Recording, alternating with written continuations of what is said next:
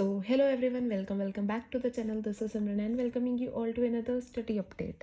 So it's the update of 16th of February. तो आज तो 17th है जब मैं इस वीडियो को रिकॉर्ड कर रही हूँ, बट ये अपडेट होने वाला है 16th का. तो 16th को I had to do half current electricity, मतलब बेसिकली मेरा आधा चैप्टर रह रहा था करंट इलेक्ट्रिसिटी का वो, और एक मुझे करना था वेव ऑप्टिक्स. ये दोनों टास्क मैंने कर लिए हैं, इसके क्वेश्चन भी थोड़े बहुत कर लिए हैं. तो सबसे पहले मैं तुम्हें दिखाती हूँ मैंने क्या कुछ किया. सबसे पहले तो मैंने किया था वेव ऑप्टिक्स, ये रहा. तो ये मैंने किया था लास्ट ईयर की विजेता से किया था मैंने. ये जो अराउंड 4.25 घंटे का लेक्चर था मैंने उससे किया था, शैलेंद्र सर से, क्योंकि मुझे उन सर से बहुत अच्छे से समझ आ रही हैं चीज़ें. और उस लेक्चर में काफ़ी क्वेश्चंस थे, तो आई थिंक मेरी प्रैक्टिस हो गई थी. बस 2025 के क्वेश्चन नहीं थे, 2024 तक के क्वेश्चन तो थे, क्योंकि वो लास्ट ईयर का था ना, इसलिए 2025 के क्वेश्चन नहीं थे. Here it is. मैंने काफ़ी कुछ किया था ये यहाँ तक मैंने ये किया. उसके बाद यहाँ तक मेरा वेव ऑप्टिक्स कंप्लीट हो गया था. उसके बाद मैंने करंट इलेक्ट्रिसिटी किया था. करंट इलेक्ट्रिसिटी मेरा आधा रह रहा था, तो मैंने 1.5 घंटे का कोई लेक्चर लिया था. बीच में वन शॉट था, उसका आधा लेक्चर लिया था. बेसिकली 1.5 घंटे का लेक्चर, उसमें 3-4 क्वेश्चन थे, तो मैंने ये किया यहाँ तक. ये तो आज का काम है, ये तो तुम्हें कल अपडेट दूंगी. उसके बाद मैंने करंट इलेक्ट्रिसिटी के क्वेश्चन, मतलब 2025 के PYQs भी उठाए, क्योंकि मुझे करंट इलेक्ट्रिसिटी डिफिकल्ट लग रहा था. तो इसमें प्रॉब्लम क्या है ना, देखो, जो आधा पार्ट तक जो मैंने कल तक पढ़ा था, ओम्स लॉ तक, उधर तक के मेरे से सारे क्वेश्चन हो रहे हैं, यानी कि ड्रिफ्ट वेलोसिटी वगैरह तक के सारे क्वेश्चन हो रहे हैं.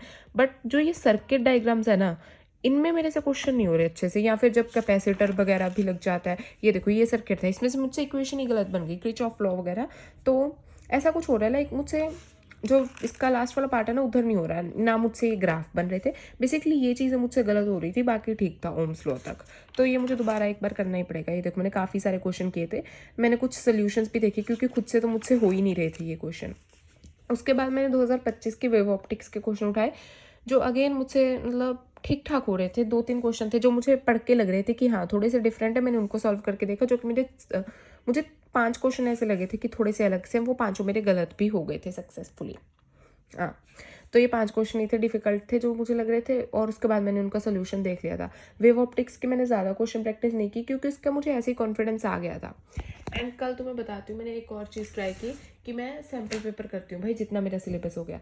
एंड जब मैं सैम्पल पेपर करने बैठी, तो मैं बता दूँ, तब तक मैंने करंट इलेक्ट्रिसिटी भी नहीं पढ़ा था, और मैंने वेव ऑप्टिक्स पढ़ लिया था ना. करंट इलेक्ट्रिसिटी नहीं पढ़ा था तब तक मैंने, और वेव ऑप्टिक्स मैंने पढ़ लिया था. और रे ऑप्टिक्स तो मैंने पढ़ा ही नहीं था, कल पढ़ना ही नहीं था मुझे रे ऑप्टिक्स. तो तुम देख लेना कि ये करंट इलेक्ट्रिसिटी और रे ऑप्टिक्स के बिना मैं सैम्पल पेपर कर रही थी. तो ये रही, मैंने शीट पे किया था अच्छे से, ये रहा. एंड सेक्शन ए ने मुझे बहुत बड़ा ट्रॉमा दिया. सेक्शन ए में तो मैं दिखाती हूँ, I scored 9 marks out of 16. इसमें से मेरे भाई बहुत क्वेश्चन गलत हो गए 7. एंड मुझे पता है मैं सबसे ज़्यादा नंबर अपने सेक्शन ए में कटवाती होती हूँ. पता नहीं क्यों भाई मेरे सेक्शन ए में कट जाते हैं नंबर, लाइक क्योंकि देखो, अगर तुम 2 नंबर का कोई क्वेश्चन है, उसमें गिवन वगैरह भी लिख दोगे, तो तुम्हें टीचर 1-1.5 नंबर तो देगी. बट इसमें तो सारा 1 नंबर जाएगा अगर MCQ में कुछ ना होगा. हाँ, तो ये मेरा गलत हो गया. उसके बाद ये सेक्शन बी था. सेक्शन बी देखो, ये मैंने करंट इलेक्ट्रिसिटी का क्वेश्चन मैंने पढ़ा नहीं होता, फिर भी मुझे फॉर्मूला याद था, तो मैंने कर दिया. सिंपल फॉर्मूला बेस्ड क्वेश्चन था.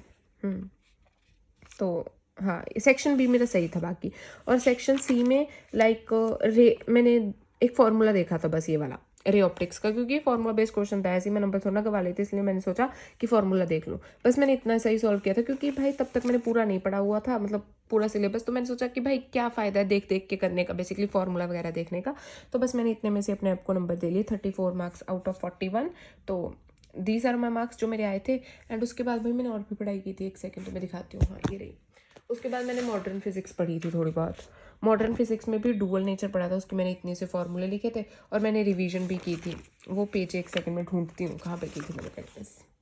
ये रहा भाई, आधा पेज ही देख लो तो मुझे पेज नहीं मिलेगा. तो यहाँ से मैंने पूरा डुअल नेचर अपने नोट्स वगैरह से सारा रिवाइज किया था. ये रहे मेरे नोट्स, मिल गया पेज भाई. ये देखो, मैंने डुअल नेचर अपने नोट्स से पूरा रिवाइज किया था. Here it is. यहाँ पे मैंने लिख लिख के, ऐसे लिख लिख के रिवाइज किया था पूरी. मैंने इसकी थ्योरी वगैरह ना, ये जैसे क्वेश्चन आ सकता है वाई वेव थ्योरी, फील्ड वगैरह, उसको मैंने पूरा ऐसे लिख लिख के याद किया था. हो गया था अच्छे से.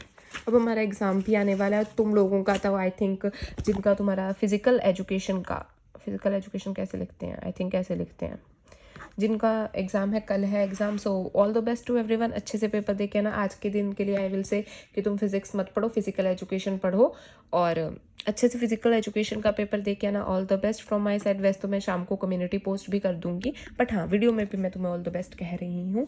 एंड अभी तुम्हें इससे अगले दिन का मैं अपने टास्क दिखा देती हूँ। तुम भी अपनी प्रोग्रेस अपडेट बता सकते हो कमेंट सेक्शन में कि तुमने कहाँ तक सिलेबस वगैरह अपना कंप्लीट कर लिया।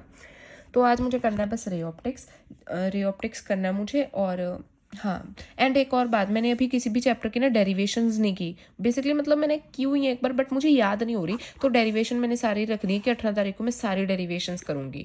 हाँ, रे ऑप्टिक्स की डेरिवेशंस तो मुझे बिल्कुल ही नहीं आती, वो मैंने एक बार भी नहीं की हुई, या एक आधी बार रीडिंग ली होगी, मुझे ज़्यादा नहीं आती रे ऑप्टिक्स की। बाकी चैप्टर की मुझे आती है, तो कल मैं सारे चैप्टर के डेरिवेशंस करूँगी और परसों सारी रिवीजन वगैरह कर दूँगी। उसके बाद तो हमारा पेपर ही है, उसके बाद पेपर बताएगा कि हमारी तैयारी कैसी थी।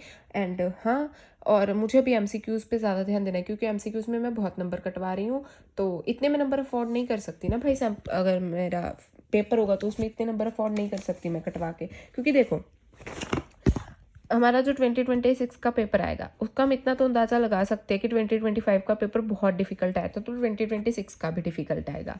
तो अगर मैं सेक्शन ए में से ही 7-8 नंबर कटवा रही हूँ, तो सेक्शन बी भी डिफिकल्ट आएगा, सी भी डिफिकल्ट आते हैं, डी भी और ई भी। हमारे पेपर में तो ये चारों सेक्शन डिफिकल्ट आते हैं, तो इतने नंबर मैं सिर्फ एक सेक्शन से अफोर्ड नहीं कर सकती ना। इसमें से आई एम कि मेरे सेक्शन ए में से आ जाए अराउंड 12-13 नंबर तो आने चाहिए भाई 16 में से। इतने कम नंबर मैं अफोर्ड नहीं कर पाऊंगी, तो मेरे बहुत ज़्यादा नंबर कम हो जाएंगे। एटलीस्ट मुझे 50 नंबर चाहिए फिजिक्स में, 50 to 55 तो चाहिए ही चाहिए। वो बात अलग है कि मेरे प्री बोर्ड में 46 ही मार्क्स आए थे, बट कोई नहीं। हाँ, अभी तो हाँ, और तुम भी बता देना तुम्हें क्या लग रहा है, तुम्हारी प्रिडिक्शन क्या कह रही है कि 2026 का पेपर कैसा आएगा फिजिक्स का। मुझे तो लग रहा है भाई, मतलब लेट्स प्रिडिक्ट करते हैं कि मेरे अकॉर्डिंग मेरे पेपर में, मैं किसी और के सेट की बात नहीं कर रही, मेरे पेपर में कम से कम 2 डेरिवेशंस आएंगे। इतना मैं होप कर रही हूँ कि 2 डेरिवेशंस तो आ जाए, बाकी देखते हैं पेपर वाले दिन। And so anyways, that's it for this video guys. If you are new, make sure to subscribe and all the best for your exams. पढ़ते रहो और मचाते रहो। Bye bye, take care.